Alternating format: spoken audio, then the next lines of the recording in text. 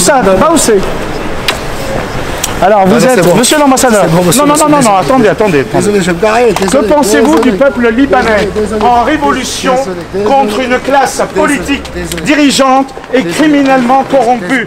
يعني كلهم يعني والعون يعني وصاحبك كمان هون يلي اسمه Emmanuel Macron, avec qui vous avez fait vos études à l'ENA. Et je suis scandalisé par votre silence en tant que représentant du peuple libanais souverain de ne pas et d'appuyer une dictature qui a tiré sur la foule 520 blessés sur ordre de votre patron dans les yeux.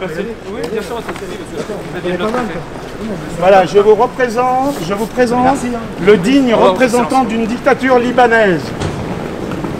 Aïb allez! Honte à vous de soutenir votre dictature.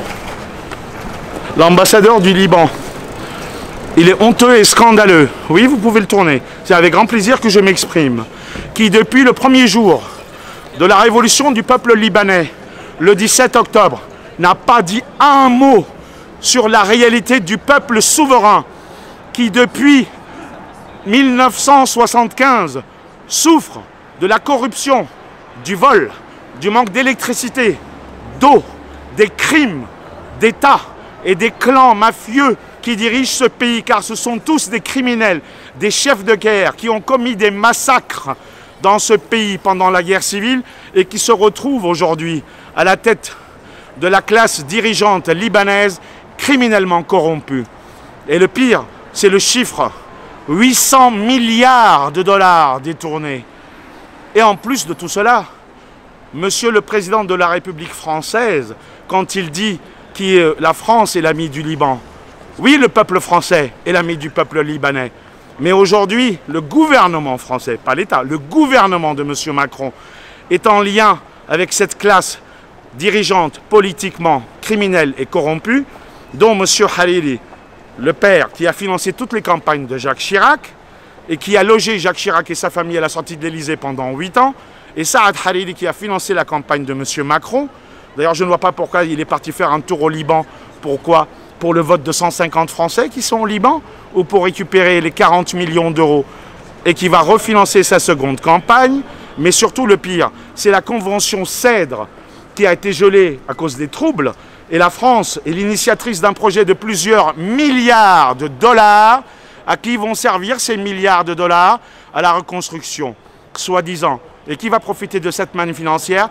Toutes les sociétés de construction de Saad Hariri, l'ami personnel du président de la République.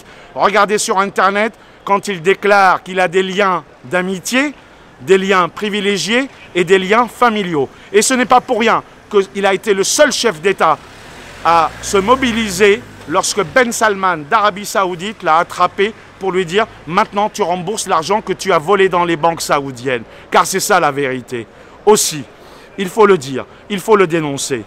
Et voilà. Et cet ambassadeur-là n'est que le valet d'un criminel qui s'appelle Michel Aoun, ancien général qui n'est même pas capable de surveiller son armée, qui tire sur son ordre, sur la foule pacifique, en plein week-end, 520 blessés. Oui, certes, c'était des balles en caoutchouc et des plastiques. Mais je vais vous montrer les images que j'ai reçues. Une balle en caoutchouc dans l'œil, une balle en caoutchouc en pleine tête.